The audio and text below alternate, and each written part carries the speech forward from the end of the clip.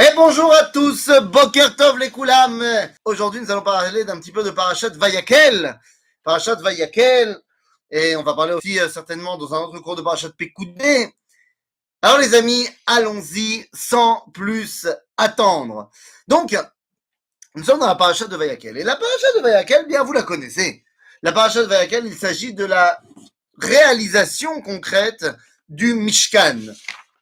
Dans notre Parashat, ça y est, nous allons non seulement savoir comment il faut le faire, mais il faut le faire. Eh oui, ça y est. Et là, tout de suite, il va falloir se poser une question. Il va falloir se poser une question quand on regarde le début de la paracha, et c'est une question que nous connaissons.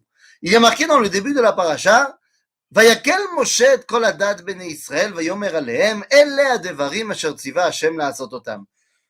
Moshe a réuni le peuple juif et leur dit, voilà les choses que vous devrez faire. Et moi, je m'attends à ce qu'on me donne les directives de construction du Mishkan, puisque c'est de cela qu'on va parler, de la construction du Mishkan, la construction du proto-Mikdash. Et là, pas du tout. Et là, pas du tout. Qu'est-ce qu'on me dit? On me dit, regardez, ששת ימים תעשה מלאכה, וביום השביעי יהיה לכם קודש, שבת שבתון להשם. כל העושה בו מלאכה יומת. לא תבערו אש בכל מושבותיכם ביום השבת. Et là, tout de suite, c'est très, très bizarre, puisqu'on est en train directement de me parler du Shabbat. Pourquoi est-ce que on a besoin de me parler du Shabbat en préparation, si je puis dire, en introduction à la construction du Mishkan? Eh bien, tout de suite, je vais vous donner ce que Rachid nous emmène, c'est très connu. Rachid nous dit, pourquoi est-ce que on a mis les versets du Shabbat avant le Mishkan? Que tu saches que la construction du Shabbat, la construction du Mishkan, ne transgresse pas Shabbat. Tu peux pas construire le Mishkan pendant Shabbat. Bon, moi je veux bien, mais est-ce qu'il s'agit ici simplement d'une indication de halakha concrète, alors que nous savons que la halakha, on ne l'apprend pas de la Torah chez Birtav, on l'apprend de la Torah orale, de la Torah chez Be'al Peh. Donc qu'est-ce que cela vient faire ici? Pourquoi est-ce qu'on m'a présenté le Shabbat et le Mishkan côte à côte? D'abord, il faut comprendre une chose. Quand on parle de Shabbat et de Mishkan, ils sont très souvent mis côte à côte. Ces deux mitzvot, ces deux dimensions extraordinaires sont très souvent mis côte à côte dans la Torah. On va retrouver des versets du style Et Shabtotai tishmoru ve'et mikdashi tiraou.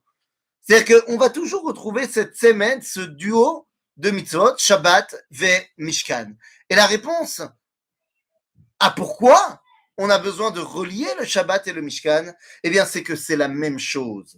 Le Shabbat et le Mishkan, c'est la même chose. Il y avait un philosophe juif américain qui s'appelait Avraham Yoshua Heschel, qui dans son livre sur le Shabbat, il écrit un livre sur le Shabbat, à la page 34, il dit HaShabbat einena kayemet leman yemei achulin, ela yemei achulin kayemim leman HaShabbat. HaShabbat einena השבת היא פסגת החיים. היום השביעי הוא ארמון בתוך הזמן. Alors, ça c'est la version hébraïque, et il a écrit en anglais son livre. Il nous dit que les jours de la semaine, les jours du Shabbat, le jour du Shabbat n'est pas pour la semaine, mais ce sont les jours de la semaine qui nous préparent à Shabbat. Il nous dit le Shabbat est un temple dans le temps. Et là, il va falloir comprendre de quoi on parle. Quand je dis que Shabbat et Mikdash, Mishkan, c'est la même chose, il va falloir un tout petit peu approfondir. Vous savez, l'objectif dans notre monde est d'arriver à dévoiler Dieu. Comment je le sais? Parce que l'objectif de notre monde est d'arriver à la Kedusha. La Kedusha, d'où je sais que c'est l'objectif de ce monde, tout simplement parce que dans le livre de Bereshit, lorsqu'on me parle de la création du monde, l'objectif final de cette création, le 7e jour, on nous dit Vayevarech Elohim et Yom HaShevi'i vayikadesh oto. Le but du Yom HaShevi'i est d'arriver à la Kedusha. Or, quand on regarde dans le livre de Vayikra, on va nous dire Kedoshim tiyu ki kadosh ani. C'est-à-dire que Dieu nous demande d'être Kedoshim pour pouvoir atteindre quelque part, entre guillemets, sa dimension de Kedusha, qu'on puisse se rencontrer. En vérité, tout le but de la création est de permettre une rencontre entre le créateur et la créature. Comment est-ce qu'on dit une rencontre? En langage plus usité, c'est une date. Et le Shabbat ainsi que le Mikdash Mishkan, eh bien, sont les éléments qui permettent à la date, à la rencontre. Et oui, quand on parle de rencontre, quelle qu'elle soit, moi et ma femme, eh bien, on a besoin de 3 éléments pour que la rencontre ait lieu. Le premier élément, eh bien, c'est l'identité qui doit rencontrer. En l'occurrence, ma femme, moi. S'il manque un des deux, il n'y aura pas de rencontre. Ça, c'est évident. Là, on parle de Am Israël et Akadosh Baruch Hu. Mais ça ne suffit pas. Il faut également, eh bien, une longitude et une latitude, c'est-à-dire qu'il me faut un endroit dans lequel va pouvoir se passer la rencontre, mais il me faut également un temps dans lequel il va y avoir, au moment auquel il va y avoir la rencontre. Si je dis à ma femme, on se retrouve au canyon, et que je ne précise pas quand, eh bien, il n'y aura pas de rencontre. Mais si je dis, on se retrouve demain à 2 heures, et je dis pas où, ben, il n'y aura pas de rencontre non plus. En d'autres termes, pour qu'il y ait rencontre entre 2 dimensions, il nous faut et le temps et l'espace. Comment est-ce qu'on dit une rencontre en hébreu? Eh bien, en hébreu moderne, on dira une bgisha. Mais en hébreu du Tanakh, on dira leivaed. Leivaed, cela veut dire se rencontrer. De ce mot va être construit un autre mot qu'on connaît très bien et qui est utilisé également pour le Shabbat et également pour le Mishkan, le Mikdash. Quel est ce mot qui vient du terme leivaed? Eh bien, c'est le mot moed. Moed. Eh oui, d'un côté, on parle de Oel Moed.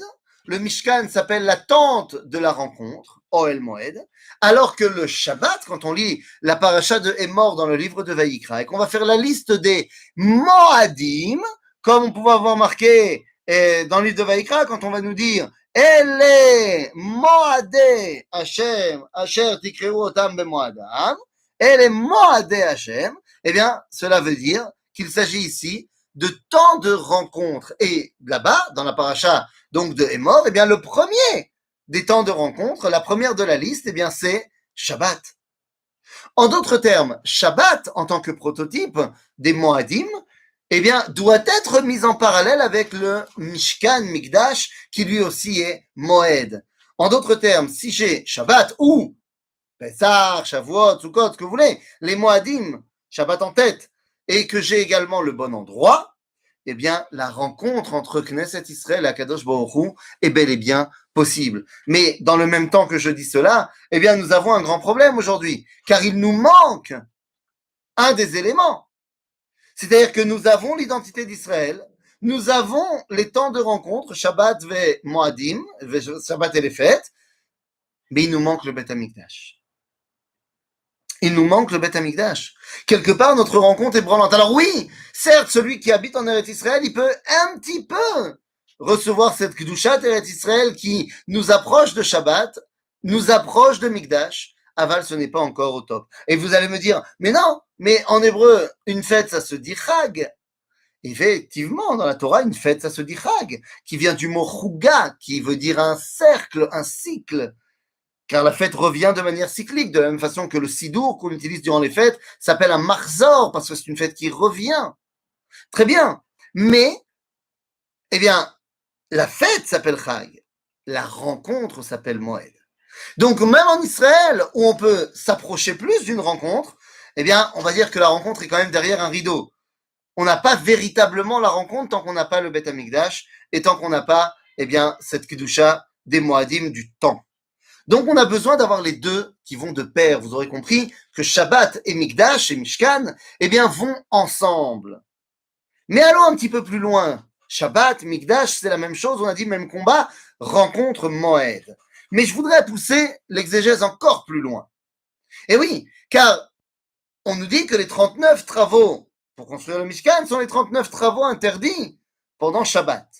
Moi, je veux bien. Mais Sheela, c'est Lama. Le Shabbat, je pense que je n'apprends rien à personne. Le Kiddush parle de lui-même. Vayichulu hashamayim va'aretz v'chol tzevaam. Vayichal Elohim bayom hashavim melarto asher asa. Vayishbot bayom hashavim mikol melarto asher asa. Kivo Shabbat mikol melarto asher. Vayivarech Elohim et yom hashavim kedushoto. Kivo Shabbat mikol melarto asher bar Elohim la'asot. Vous connaissez très bien ce verset. Ça, c'est le kiddush du vendredi soir.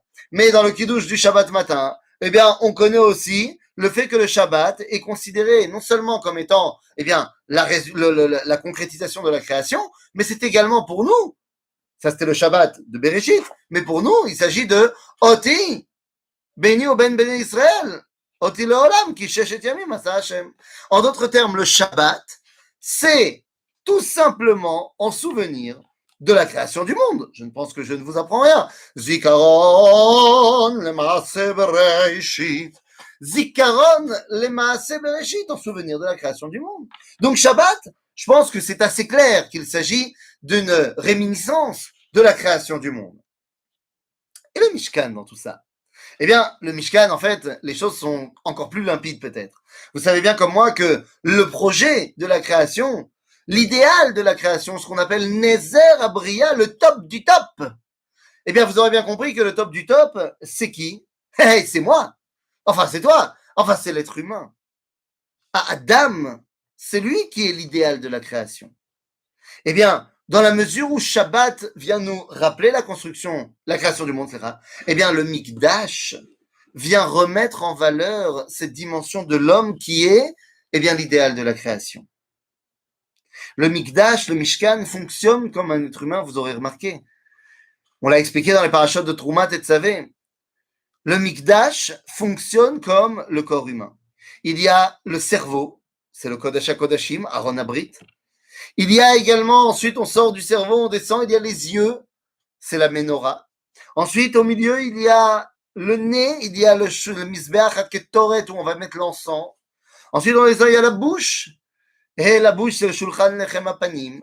Ensuite, on sort, il y a le cœur. Et ça, ce sont les Kohanim, Shem Lev. Et ensuite, on descend, il y a les tripes, c'est le Mizbeach sur lequel on va faire tous les korbanot. Rabotai, Amigdash, c'est Adam. Dans la mesure où le Mikdash est la représentation de l'homme et qu'il est le microcosme du monde, eh bien, vous comprendrez pourquoi le Mishkan, Mikdash et le Shabbat, eh bien, sont intimement liés.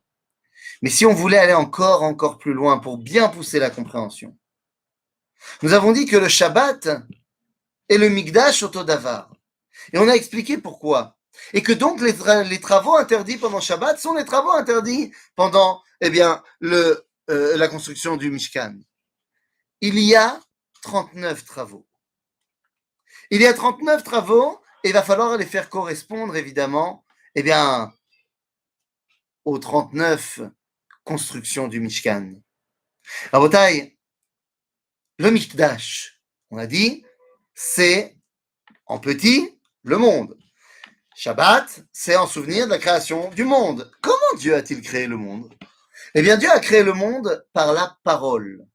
D'après la Mishnah dans Pirkei Avot, dans le 5e chapitre Mishnah 1, eh bien, nous dit la Mishnah, Be'asara ma'amarot nivra ha'olam. Le monde a été créé par 10 paroles. Psh, il a fait méode. Sauf que 10 paroles, 39 travaux, non. Va falloir aller encore plus loin. 39 travaux, 10 paroles. Alors allons-y. Les 10 paroles ont été l'organisation de la création du monde. Vayomer Elohim Yehiyor, par exemple. Mais lorsque Dieu parle pour créer le monde, il y a la parole qui est l'organisation de la chose, mais cette parole est basée sur, eh bien, ce qui est la base du dialogue, la base de la conversation. Eh bien, ce sont les lettres de l'alphabet. Ot hi leolam. Ot hi leolam. On te dit c'est quoi ot? Un signe. Nachon, mais c'est également ot, une lettre. Ot hi leolam. Ce sont les lettres de la création du monde. Or, vous le savez bien, dans l'alphabet hébraïque, combien y a-t-il de lettres? Eh bien, il y en a 22. Je ne vais pas toutes les faire, vous les connaissez, vous avez été à l'Ulpan. Donc 22 lettres de l'alphabet qui vont servir de base aux 10 organisations par les 10 paroles. 22 et 10, ça fait 32. C'est pas mal, mais c'est pas 39. Ah! Autant pour moi. Il y a des lettres en plus que j'avais oubliées. Non, je ne parle pas des sophiotes, des mêmes sophites, p-sophites, non, non, non, non, non, non. Car les sophiotes ont été inventés plus tard, les sophiotes ne changent rien à la lettre. Lorsque je dis même sophite, eh bien c'est la même prononciation que le même tout court. Donc il ne s'agit pas des sophites. Il s'agit des lettres pointées. Dans le judaïsme, dans l'hébreu, il y a des lettres dans lesquelles on peut mettre un point. Et ça change leur valeur, ça change leur signification, ça change leur prononciation. Il y a le vet, je lui mets un point, ça devient bête. C'est pas la même chose. Il y a le gimel, je mets un point, ça devient le rimel. Les témanim, eux, vont appeler ça à gimel. Il y a le dalet, et avec un point, ça deviendra le dalet. On appuie. Il y a, eh bien, le chaf, avec un point, ça deviendra le kaf. Il y a également le fei, avec un point, ça deviendra le pei. Il y a le sav, et avec le point, ça deviendra un tav. Alors certains ont été plus gardés par les Sfaradim, certains ont été plus gardés par les Ashkenazim, mais le Méchané, on a ces 6 lettres en plus à l'ulpan. Seulement, quand on voit un petit peu, on va à l'université où on apprend l'hébreu en mode plus hardcore, eh bien on se rend compte qu'il y a une 7e lettre qui peut avoir un point. C'était comme ça dans le Tanakh. C'est le Reish. Reish qui avec un point devient Reish. Donc Rabotai, nous avons 7 lettres en plus qui sont des lettres pointées, dans lesquelles on va donner un accent supplémentaire. Et là, ça commence à devenir extrêmement intéressant. Parce que j'ai 10 paroles qui sont formées des éléments de base du dialogue, à savoir les 29 lettres de l'alphabet hébraïque. 10 paroles, 29 lettres, j'arrive à mon chiffre de 39 tant attendu. Ah. Et si je voulais aller encore plus loin? Oui, ce matin, on fait des maths. Si je voulais aller encore plus loin, je vous amènerai ce qu'écrit Rabbeinu Saadia Gaon. Rabbeinu Saadia Gaon, eh bien, va écrire un des premiers, si ce n'est le premier livre de grammaire hébraïque. Ce livre s'appelle Agron. Et dans son livre, eh bien, nous dit le Rabbeinu Saadia Gaon, nous dit 22 האותיות הבסיסיות, les 22 lettres de base de l'alphabet, donc sans les pointer, eh bien, peuvent se diviser en 2 parties qu'il appelle les Yesodot ve'ane'elamot, donc on va dire les lettres de base et les lettres plus effacées, qu'il va séparer en 2 catégories de 11 lettres et 11 lettres. Alors, si vous voulez évidemment essayer de comprendre quelle est la valeur de ces 11 lettres et 22 lettres et tout ça, eh bien, je vous invite à essayer de comprendre quelque chose au livre Resh Milin du Rav Kook. Le livre Resh Milin du Rav Kook, dans lequel le Rav va expliquer, Al-Pi Kabbalah, eh bien, toutes les valeurs et toutes les significations de chacune des lettres. Quoi qu'il en soit, maintenant nous avons 11, 7 et 10. Et là, quand je fais cette séparation de 11, 7 et 10, par rapport aux lettres de l'alphabet hébraïque, par rapport au Shabbat, par rapport donc à la construction du Mishkan, eh bien je trouve ça fondamental et tellement révélateur, car c'est exactement de cette façon que sont séparés les 39 travaux de Shabbat. 11, 7 et 10. Incroyable. Incroyable. Nous allons regarder dans la Mishnah, dans le traité de Shabbat. Eh bien, dans la Mishnah, au chapitre 7, la Mishnah va nous faire la liste des 39 travaux interdits de Shabbat. Et là, on va tomber des nues. Qu'est-ce qu'on nous dit là-bas? On nous dit Arba avot melachot arba'im chaser echad. Et là, on y va. החורש, הזורע והקוצר והמהמר והחדה והעדה שליחה והזורע והקורא והטוחן והמרקד והלש והרופא. Incroyable. Qu'est-ce qui est en train de se passer ici? Nous avons mis en place les 11 premières avodot, melachot, slicha de Shabbat. Les 11 premiers travaux de Shabbat, eh bien, sont les 11 travaux qui sont nécessaires pour la fabrication de A à Z du pain. Depuis, eh bien, Achoresh, celui qui fait des sillons dans la terre, jusqu'au Ophé, celui qui va simplement faire du pain. Donc, ce sont les 11 lettres premières qui servent aux 11 premiers travaux qui servent à faire du pain. Les 11 travaux suivants qui commencent par, eh bien, à gozez et atsemer, celui qui commence à effiler la laine, eh bien, on va pouvoir continuer à gozez et atsemer, nous avons les 11 travaux suivants, eh bien, qui servent tout simplement aux 11 travaux qui servent de A à Z, à quoi? À faire un vêtement. Un vêtement en laine, en tissu.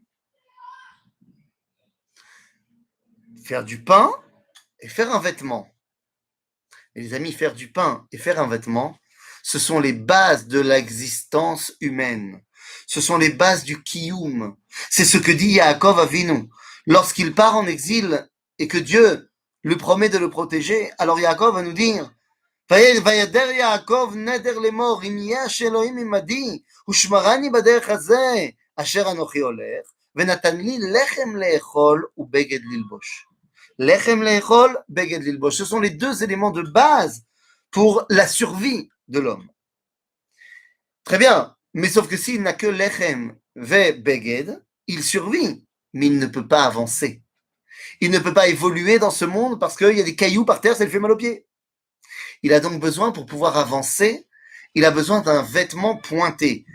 Qu'est-ce que c'est un vêtement pointé? Ça s'appelle des chaussures. Et oui, à l'époque, les chaussures en cuir, c'est les seules chaussures qui existent. Il n'y a pas de chaussures en coton, il n'y a pas de chaussures en tissu, en caoutchouc, en ce que tu veux. Il n'y a pas de babouche. Il y a les chaussures en cuir pour pouvoir avancer dans ce monde. Et par opposition, il n'y a pas vraiment de vêtements en cuir. C'est pas très pratique. Les 7 travaux qui suivent, dans la liste des 39 travaux, sont les 7 travaux pour de A à Z faire un morceau de cuir. Et attention, faire du cuir, ce n'est pas se faire un manteau avec de la peau d'animal. Non, non, le cuir, c'est une peau travaillée. Donc nous avons ici 7 melachot de Shabbat qui servent à faire un vêtement pointé, un vêtement plus fort, le cuir, par rapport aux 7 lettres pointées. Une fois que l'homme a les bases de son existence et il peut avancer dans ce monde, alors il peut se rendre maître de ce monde pour le dévoiler et amener la Kedusha. Pour cela, il doit se rendre maître, eh bien, des 4 éléments de ce monde. L'eau, le feu, la terre et l'air. Et dans le positif et dans le négatif. Dans la notion de faire et dans la notion de défaire. Et donc, vous avez, eh bien, à mav'ir ve'a mechabe, celui qui allume le feu et celui qui éteint le feu, évidemment par rapport au feu. Celui qui écrit et celui qui efface, par rapport à l'eau, car l'écriture est basée à base d'encre qui est liquide. Nous avons également celui qui est bonnet vesoter, celui qui construit et qui détruit par rapport à la terre, et celui qui est kosher vematir, celui qui fait un nœud et qui le défait. Quel rapport avec l'air, me direz-vous? Eh bien, tout simplement, nous ont appris les astronautes de la NASA que pour faire un nœud et qu'il tienne, il faut la pression atmosphérique. Dans l'espace, on ne peut pas faire de nœud. Et il nous restera à ce moment-là les 2 derniers travaux qui font le lien avec Akadosh Baruch Hu, qui s'appellent Makeh Bepatish ve Otsa Mirshut Lirshut.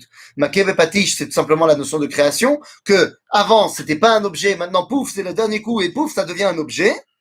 Imaginez-vous, j'ai une espèce de structure en bois, avec un dossier, un endroit pour poser les torres, et 3 pieds posé comme ça tout en bas. Ça me fait une structure comme ça, mais cette structure, c'est pas une chaise, c'est juste une structure en bois. J'ai un 4e pied que je vais maintenant visser. Eh bien, le dernier coup de vis pour que, ou alors je vais mettre un clou dedans, pouf. Eh bien, le fait que j'ai mis ce clou dedans qui fait tenir le 4e pied, ça fait qu'il y a 2 secondes, c'était pas un objet, c'était pas une chaise, c'était une espèce de sculpture contemporaine en bois, et là, pouf, ça devient une chaise. Ça s'appelle Makeh Bepatish. Et après, nous avons la dimension qui s'appelle Otsa'a Mireshut Lereshut. Le fait de sortir le monde de lui-même, c'est ce que Dieu a fait, Bereshit bara Elohim et Hashamayim et Haaretz, eh bien, c'est la notion de création, de sortir le monde de lui-même. Vous aurez compris que les 39 travaux de Shabbat sont donc, mais alors, intimement liés, eh bien, à la construction du Mishkan, qui est lui intimement lié également à l'homme, qui est celui qui doit réaliser la création du monde. Oh oh. La question qu'on doit continuer à se poser, donc, c'est, ok, j'ai très bien compris ça, mais la Torah va me donner un exemple de travaux de Shabbat. Quel est l'exemple que la Torah me donne pour les 39 travaux de Shabbat? Lo tevaru esh bechol moshevotechem beyom HaShabbat. Ne pas allumer le feu. Il y en avait 38 autres des travaux. Pourquoi est-ce que tu m'as parlé d'Afka du feu? Eh bien, tout simplement parce que pour la construction du Mishkan, eh bien, c'est pas n'importe qui peut construire le Mishkan. Il y a uniquement celui qui a ce que la Torah appelle Chochmat Lev. Vekol Chacham Lev Bachem. C'est un terme qui revient de manière générique dans notre paracha. Ceux qui construisent le Mishkan sont Chachamim. Hommes ou femmes d'ailleurs, le Mishane. Ah ah. Ce qui voudrait dire qu'il faut donc être Chacham pour construire le Mishkan. De la même façon, pour faire les Melachot de Shabbat. Vous savez, lorsque je suis revenu à la Torah et que je retournais chez mes parents les premières années, eh bien, lorsque arrivait le moment de Shabbat, je disais à mes parents, vous inquiétez pas, j'y vais, je reviens tout seul, parce que mes parents avaient l'habitude d'aller à la synagogue, mais en voiture. Et donc, moi, je voulais pas prendre la voiture, mais je voulais pas les embêter. Donc, j'ai dit, moi, je me débrouille tout seul. Et à chaque fois, mon père, parce que c'est un sadique, alors il disait, non, non, je viens avec toi. Et au début, alors, ma mère nous emmenait à la synagogue, et après, on devait rentrer à pied. Alors, c'est quoi? C'est 20 minutes de marche. Mais mon père, à chaque fois, il me disait, Tov, non, écoute, franchement, vous êtes un peu saoulants, les religieux, parce que franchement, je veux bien comprendre que à l'époque, dans le désert, c'était un travail épuisant de devoir aller chercher du bois, allumer du feu, tout ça. Ok. Mais aujourd'hui, faire tut, appuyer sur un bouton, tu vas me dire que c'est épuisant. Pourquoi est-ce que tu interdis l'électricité, nous bémettes? C'est un travail. Alors, je voulais pas rentrer avec mon père dans la marloquette entre le Chazon Ish, Rebbe Shlomo Zalman Auerbach. Est-ce que l'électricité, c'est oui, un circuit fermé qui s'appelle bonnet, ou est-ce que ça s'appelle pas bonnet, ou est-ce que la lampe à incandescence, eh bien, la lampe à incandescence à l'époque, eh bien, ça s'appelle bichoul, parce que c'est le fil de tungstène qui est en train de changer de propriété chimique. Non, je suis pas rentré là-dedans. J'ai dit à mon père, tu sais, papa, il n'y a aucun interdit de travailler pendant Shabbat. Comment ça? Il me dit. Il dit, je lui ai dit, tu sais, il y a une différence entre la avod et melacha. Ce qui est interdit à Shabbat, c'est la asot melacha. Avoda, fais-toi plaisir. Il me dit, alors c'est quoi la différence? Eh bien, c'est très simple. Avoda, c'est une action purement et simplement physique. Par exemple, je rentre chez moi le Shabbat et la bibliothèque avec 500 livres est à gauche du canapé et ça me saoule. J'ai un tic, j'ai envie qu'elle soit à droite. Eh bien, je peux très bien déplacer mes 500 livres et la commode, la bibliothèque, ce que tu veux. J'aurais déplacé tout ça maintenant à droite du canapé, je serais crevé, je me serais fait un tour de rein, mais j'aurais transgressé aucune avéra. Moutard de bouger des livres, Shabbat. Ah, parce que bouger des livres Shabbat. J'ai pas parlé me rentrez pas dans les problèmes de halakha. J'ai pas parlé qu'il fallait les ordonner ou pas les ordonner. Stam, je prends des livres, je les mets d'un côté à un autre. Ce n'est que la version humaine de déplacer un gros rondin de bois. Et déplacer un rondin de bois d'un point A à un point B parce qu'il me dérange, bah ça, tu me diras, mon ami, les éléphants, ils le font mieux que moi. Hein. En d'autres termes, c'est pas une action qui est fondamentalement humaine. Alors qu'appuyer sur le bouton, c'est pas fatigant. Mais posons-nous la question, combien d'esprits extrêmement développés a-t-il fallu pour arriver à Thomas Edison et son ampoule? Zé melacha. Voilà la différence entre avoda et melacha. Sheshet yamim ta'avod, bien sûr, ve'ta'aseh melacha. C'est-à-dire que non seulement tu vas faire des choses physiques, machin, mais tu vas aussi construire ce monde, développer ce monde. Yom HaShvi'i, lo. On ne fait pas de melacha à Shabbat. Melacha, c'est l'intelligence humaine. Un éléphant, il n'est pas capable de faire une melacha. À partir de quand l'homme a commencé à être intelligent, a commencé à se développer pour devenir un être complexe qui fait des choses que l'animal n'est pas capable de faire? Eh bien, si vous regardez au niveau de la science, Eh bien, on va te dire que c'est à partir de la découverte du feu. À partir de la découverte du feu, eh bien, l'homme a pu commencer à cuire ses aliments. Il a donc commencé à manger beaucoup plus de viande. Avec ses protéines, son cerveau s'est développé énormément, qui lui a permis de commencer à faire des objets complexes. Et il est passé au stade d'Homo habilis. Et ensuite, il est devenu Homo faber. Et ensuite, il est devenu Homo sapiens acoltov. Donc, le feu a permis le développement technologique de l'homme. Vous comprendrez donc que l'exemple qui est donné pour les melachot de Shabbat, c'est Lotevaru Esh Bechol Moshevotechem Beyom HaShabbat. La dimension du feu qui permet à l'homme de grandir. Vous allez me dire, ouais, mais moi, j'ai pas envie que tu m'expliques cette histoire de l'homme qui a découvert le feu il y a des centaines de milliers d'années. Non, ça me dérange. Ah, toi, tu veux parler d'Adam Arishon, En Shum Ba'aya. À Motsei Shabbat. Motsei Shabbat, vous le savez comme moi, Adam Arishon était en bad. Il était en dépression totale. Pourquoi Adam Arishon était-il en dépression totale et à la fin de Shabbat? Eh bien, pour une raison très simple. Ben oui, c'est qu'il faisait tout noir. Lorsque Adam est rentré dans le Shabbat, il venait de fauter, mais il y avait les bougies encore de Chava. Le lendemain, il a fait jour. Et puis arrive Motsei Shabbat, il fait tout nuit. Et Adam pense qu'à cause de sa faute, nous dit le Midrash, Aolam choser le tohu vavou. Ah, alors que faire?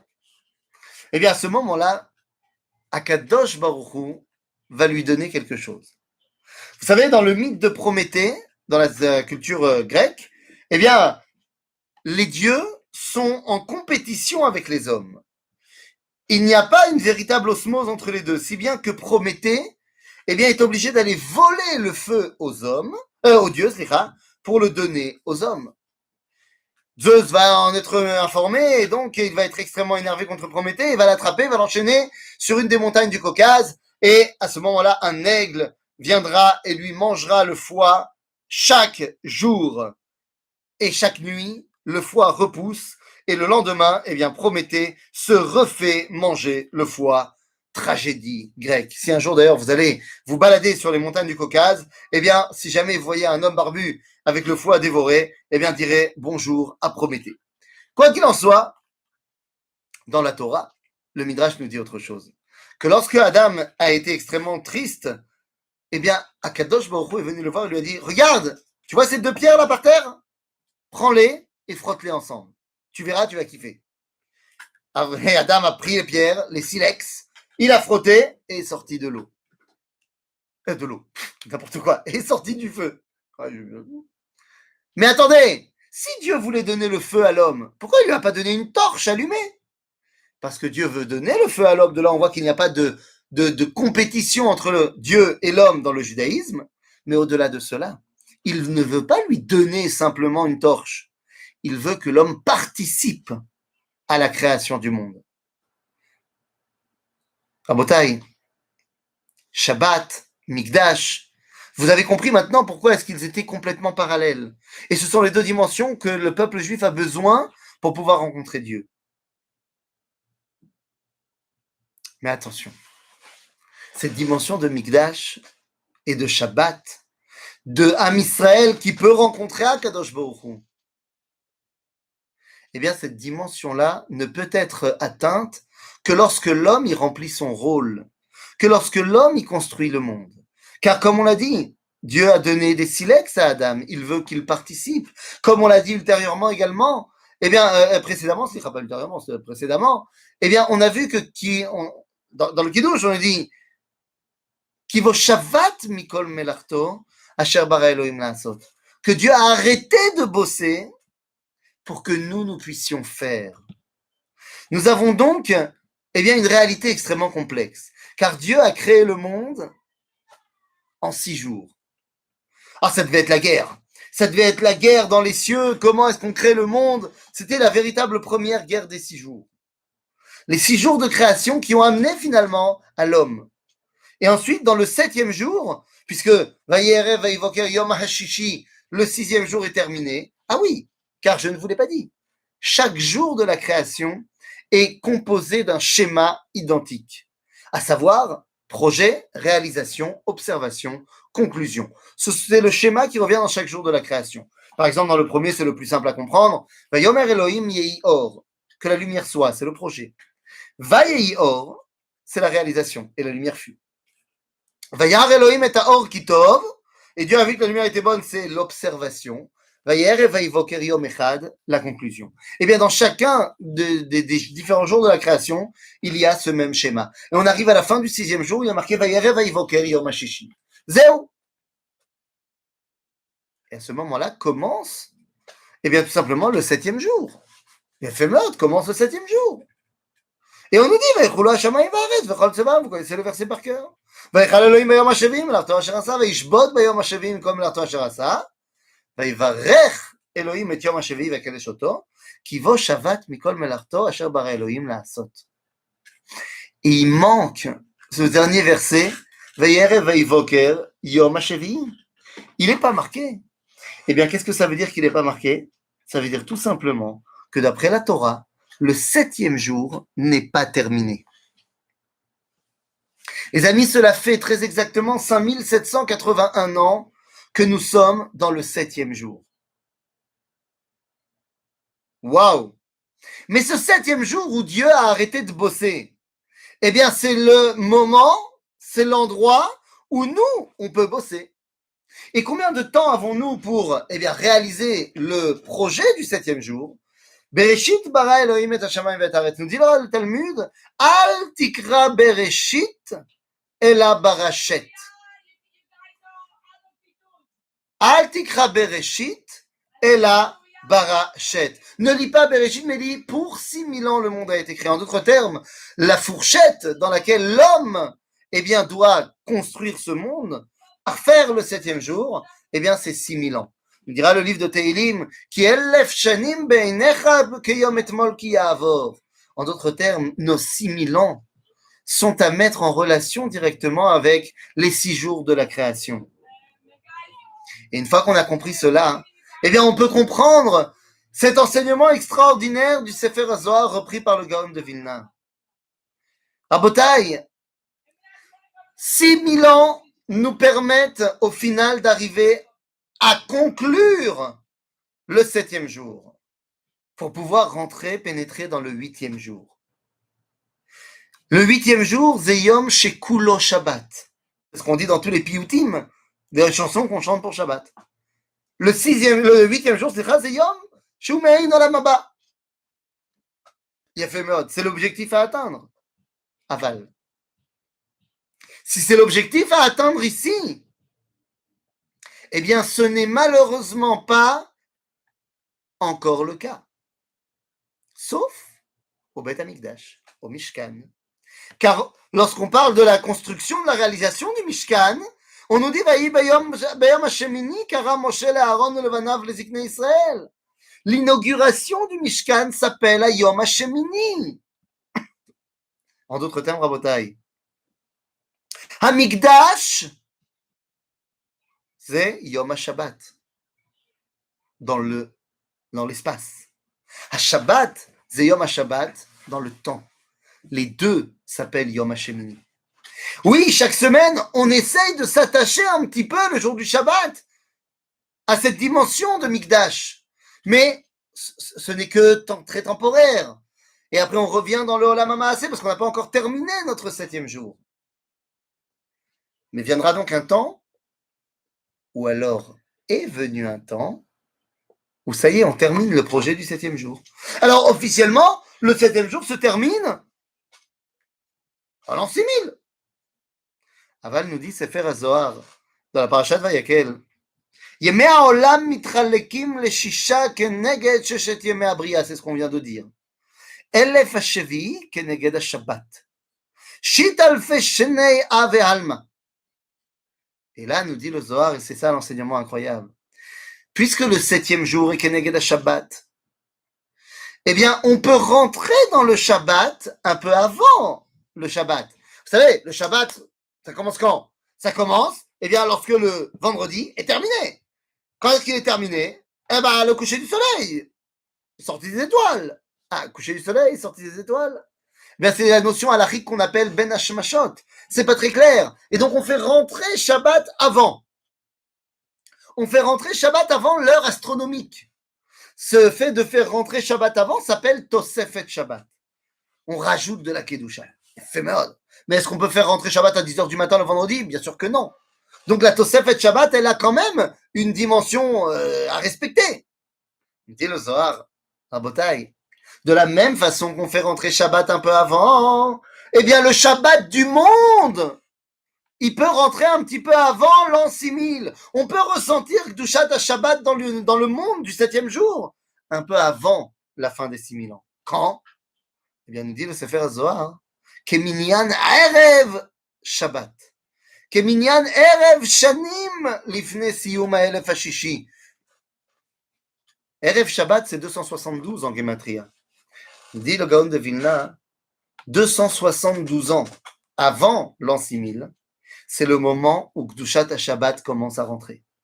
C'est le moment où tu commences à ressentir Kedushat Shabbat dans le monde. Pas le Shabbat une fois par semaine, le Shabbat du monde. Eh bien, les amis, je vous le donne en 1000. Quand tu fais un tout petit calcul, eh bien, tu vas arriver à ce que 272 ans avant l'an 6000 nous amène en langage profane, nous amène à l'année 1967. L'année 1967, Rabotai, c'est la guerre des 6 jours. Oui, vous m'avez bien compris. Il y avait la guerre des 6 jours pour la 6 jours de la création. Et lorsqu'on est arrivé à la guerre des 6 jours, où nous sommes revenus à l'endroit du Mikdash, imaginez-vous, la guerre des 6 jours 1967, Ze'erev Shabbat, pas seulement au niveau du temps, mais au niveau de l'endroit. Nous sommes rentrés sur le mont du Temple et nous avons dit, le mont du Temple est entre nos mains. Alors certes, nous n'avons pas encore construit le Beth Amikdash, mais les premières bases de cette dimension de Kedusha dans l'espace a été posée. La guerre des 6 jours est donc le moment où on commence à terminer le projet du 7e jour. C'est le moment où la Kedusha du temps commence à rejoindre la Kedusha de l'endroit grâce à cette identité du peuple d'Israël. Le Mishkan va être construit par le peuple juif et va être dirigé dans ses travaux par 2 hommes, Betzalel ben Uri ben Hur le Maté Yehuda, et Aholiav ben Achisamach le Maté Dan. Nous dira Rashi, pourquoi est-ce qu'il faut un chef de projet de Yehuda et de Dan? Parce qu'on dit Yehuda c'est un meoulé me'ashvatim, et Dan c'est un yaroud me'ashvatim. Mais non, méchané. On a besoin de tout le peuple juif. S'il y a un dirigeant de Yehuda et de Dan, eh bien ça englobe tout le Ham Israël. À ce moment-là, ces 3 identités que sont Ham Israël, Shabbat et Mikdash, eh bien se réunissent et à ce moment-là, eh bien nous pouvons tout simplement rentrer et commencer à ressentir cette Kedusha du Yom HaShmini. C'est ce que nous allons faire dans quelques heures lorsque nous allons nous asseoir autour de la table de Shabbat et que nous allons chanter ces Zmirot, Sheu Me'ein, Olam Haba, Shabbat Shalom, Lekulam. Merci d'avoir visionné cette vidéo. Je vous invite à vous abonner à notre chaîne InMode pour plus de replays, de conférences, de cours, d'interviews. Cliquez sur le bouton juste ici et vous êtes abonné à l'InMode. À très bientôt.